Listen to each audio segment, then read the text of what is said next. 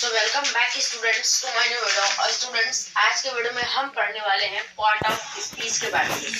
Part of speech में क्या आते हैं? Noun, pronoun, adjective, verb, adverb, preposition, conjunction, interjection, ये सब आते हैं। तो चलिए नेक्स्ट तरीके शुरू करते हैं आज के इस वीडियो को। ओके, तो हम लोग देखिए पार्ट ऑफ स्पीच होते हैं 8। पार्ट ऑफ स्पीच कितने होते हैं? 8। Noun, pronoun, adjective, verb, adverb, preposition, conjunction and interjection. तो इन्हीं के बारे में हम लोग पढ़ते हैं। चलिए पहले हम लोग पढ़ते हैं नाउन के बारे में। ओके, अब हम लोग पढ़ते हैं नाउन के बारे में। और देखिए इसकी डेफिनेशन होती है a noun is a name of a person, place और एनीथिंग। देखिए noun is a name of a person, यानी कि नाउन एक पर्सन का नाम होता है, एक पर्सन का भी नाम हो सकता है, प्लेस और एनीथिंग किसी भी वस्तु का, प्राणी, ठीक, प्राणी का भी नाम हो सकता है नाउन। जैसे कि हो गया Ram is a good boy. तो यहाँ पे बताइए कि नाउन क्या हो रहा है? नाउन यहाँ पे होगा राम और होगा बॉय। बॉय भी यहाँ पे पर्सन हो रहा है, बॉय यहाँ पे पर्सन हो रहा है और राम एक नेम हो रहा है। और यहाँ पे देखिए noun is a name of a person, place और एनीथिंग। तो यहाँ पे राम क्या है? नाउन है। और बॉय राम यहाँ पे हो रहा है एक नेम, बॉय हो रहा है एक पर्सन। और अब देखिए नाउन के भी कितने नाउन के होते हैं? 5 प्रकार। इंग्लिश में, इंग्लिश ग्रामर में हम लोग देखें तो इसके 5 प्रकार होते हैं।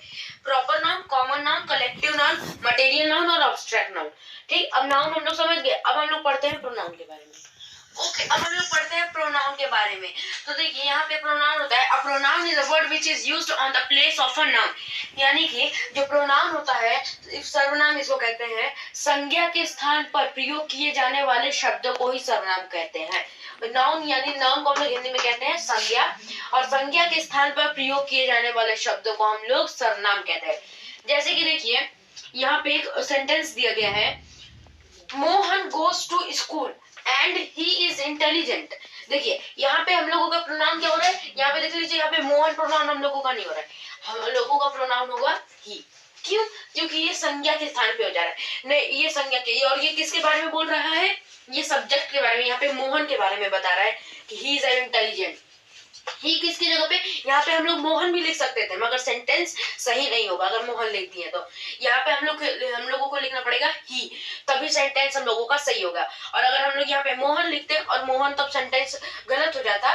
मोहन अगर हम लोग यहाँ पे लिख देते, इसीलिए हम लोग मोहन को हटा के मोहन को हम लोग यहाँ पे नहीं लिखे और यहाँ पे ही। और यहाँ पे तब, यहाँ पे पहले जब मोहन था तो ये एक नाउन था और हम लोगों ने इसकी जगह पे प्रोनाउन कर दिया।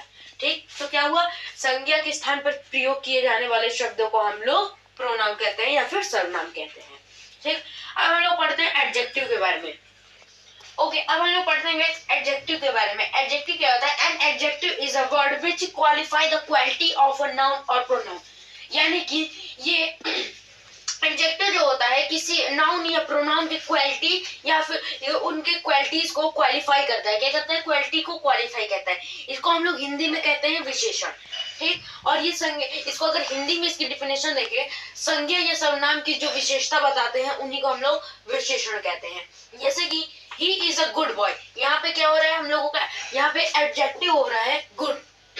क्यों? क्योंकि वो उसकी विशेषता बता रहा है, वो इसकी विशेषता बता रहा है ना एडजेक्टिव। इस ही यानी भी ही यहाँ पे जो भी है, इसकी विशेषता हम लोगों को कौन बता रहा है? एडजेक्टिव। यहाँ पे गुड है, यहाँ पे एडजेक्टिव हो जाएगा गुड। दिस इज एक्सपेंसिव, ये बहुत ही ज्यादा एक्सपेंसिव है, तो यहाँ पे क्या हो जाएगा? एक्सपेंसिव। एक्सपेंसिव हो जाएगा ना यहाँ पे एडजेक्टिव। ठीक, अब हम लोग पढ़ते हैं वर्ब के बारे में। ओके, अब हम लोग पढ़ते हैं इस वर्ब के बारे में। A verb is a word which says something about noun or pronoun। यानी कि इसकी डेफिनेशन होती है, ये नाउन या प्रोनाउन के बारे में कहता है। जैसे he is going, ठीक, he is going, यहाँ पे नाउन, यहाँ पे वर्ब क्या हो रहा है? गोइंग। क्यों? क्योंकि ये जा रहा है। इसे हम लोग हिंदी में क्रिया कहते हैं। क्रिया यानी कि जो काम कर रहा है। गोइंग मतलब ये जा रहा है, तो कोई काम कर रहा है तो इसको हम लोग कहेंगे वर्ब। ठीक, adverb, and adverb add the meaning of not only the verb but also adjective।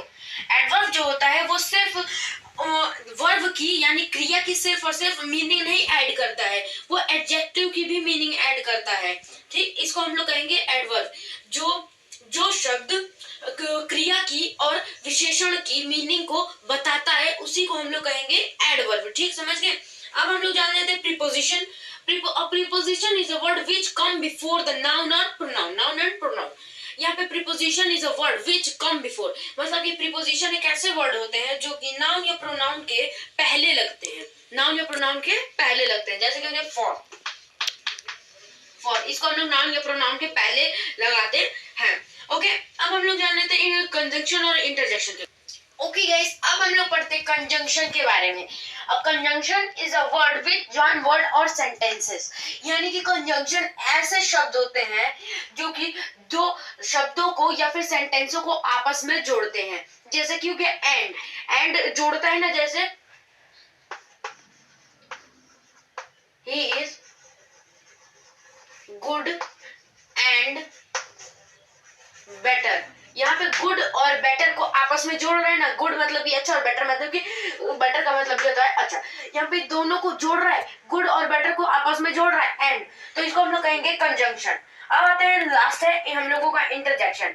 And interjection is a word which refers some sudden feeling और इमोशंस ऑफ हार्ट, यानी कि कुछ इंटरजेक्शन ऐसे वर्ड होते हैं जो कि हम लोगों की जो इमोशंस को या फिर फीलिंग्स को ये रेफर करते हैं, यानी व्यक्त करते हैं, जो कि हम लोगों के हार्ट से यानी कि दिल से आए रहते हैं. जैसे कि हो गया